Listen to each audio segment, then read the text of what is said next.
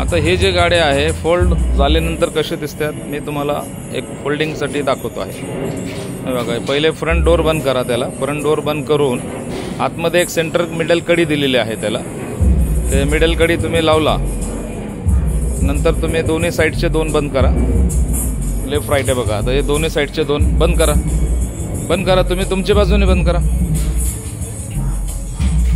हे बघा दोन्ही बाजूचे दोन बंद करा, त्याला बी मिडल कडी लावलेली आहे, ते मिडल कडी दोन्ही लावा, आतले मिडल कडी।